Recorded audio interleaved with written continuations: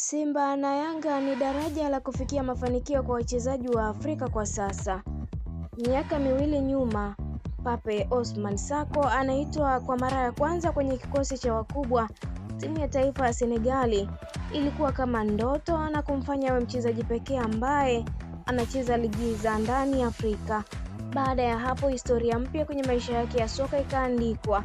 Hii inaonyesha kwa namna gani ligi yetu imekuwa, huku waanga wa haya mafanikio ni Simba na Yanga.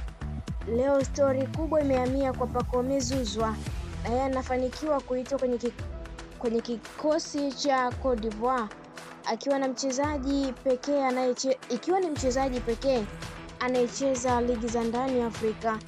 Hii ni thamani kubwa ambayo amepewa na Young Africans na kumfanya aminike kwa kiwango cha juu na taifa kubwa la kimpira. Sio kwa hao tu, hata kwa msimu ambayo Mayele na Inonga wapo hapa nchini, ndio wachezaji pekee ambao walikuwa wakiitwa kwenye kikosi cha DR Congo ambao wanacheza kwenye ligi za ndani ya bara la Afrika.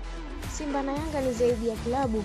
Zinaweza kukufanya uwe mkubwa ndani ya muda mchache, lakini pia zinaweza kukuharibu maisha yako ya soka ndani ya muda mfupi.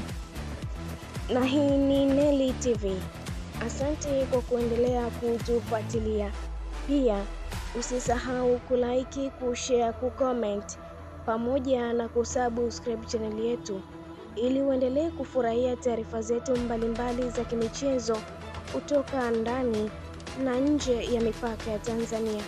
Allow notification kwa ajili ya kupata taarifa zetu kwa haraka zaidi pindi tunapoweka taarifa mpya kwenye channel yetu ya Neli TV. Neli TV, kusudi letu ni kukusanyia mjumuiko wa taarifa mbalimbali za kimichezo kutoka ndani na nje ya mipaka ya Tanzania, updates mbalimbali, tetesi zinazoendelea ndani ya soka letu la NBC Tanzania bara, kusudi wewe mtazamaji wetu usipitwe na chochote kile kinachoendelea ndani ya uwanja na nje ya picha ya uwanja, kwa maana ya wadau wanasemaje kuhusu soka na namna timu zinavyopambana kufika hatua kubwa kimataifa, pamoja na kuendeleza ubabe mwingine ndani ya NBC Premier League. Niliyekuandalia na kukusomea taarifa hii ni mimi Sport Lady Queen Liz.